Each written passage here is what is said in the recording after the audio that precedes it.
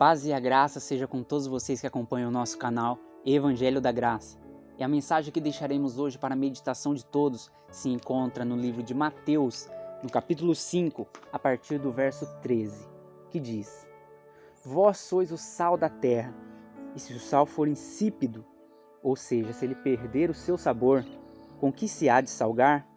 Para nada mais presta senão para se lançar fora e ser pisado pelos homens.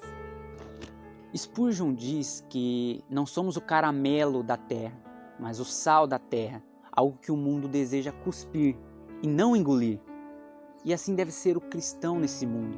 O sal contém uma substância que o torna impossível de ser contaminado, mas aonde ele toca, seja alimento e até mesmo no nosso paladar, ele tem o poder de salgar, de contaminar. E assim deve ser o cristão nesse mundo. Essa é a diferença no que muitos diz respeito, onde muitos acham que há um conflito entre o Salmo, no capítulo 1, versículo 1, que diz: Bem-aventurado o varão que não anda segundo o conselho dos ímpios, nem se detém no caminho dos pecadores, nem se assenta à roda dos escarnecedores. Antes tem o seu prazer no Senhor, e na sua lei medita de dia e de noite. E muitos dizem: mas nos evangelhos Jesus se assentava com os pecadores.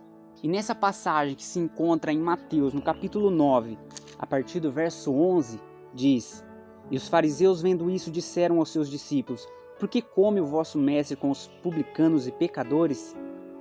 E Jesus, porém, ouvindo, disse-lhes: Não necessitam de médicos os sãos, mas os doentes. Ide, porém, e aprendei o que significa: misericórdia quero e não sacrifício, porque eu não vim chamar os justos, mas pecadores ao arrependimento. Então sim, Jesus ele se assentava com os pecadores, mas há uma diferença: ele contaminava, ele levava o evangelho e transformava aquelas pessoas. E então isso nos dá a entender que podemos sim ter amigos do mundo, mas que não podemos nos deixar ser contaminados por ele, mas que nós devemos contaminá-los com o evangelho de Cristo. E continuando na passagem de Mateus 5, o verso 14 diz: Vós sois a luz do mundo. Não se pode esconder uma cidade edificada sobre um monte. Eu acredito que todos, quando viajam à noite, avistam no horizonte luzes em várias partes. Isso significa que ali há uma cidade. E como a cidade é muito iluminada, ela é impossível de ser notada. E assim deve ser o cristão. Ele deve ser notado. Em qualquer lugar que ele esteja, ele deve fazer a diferença.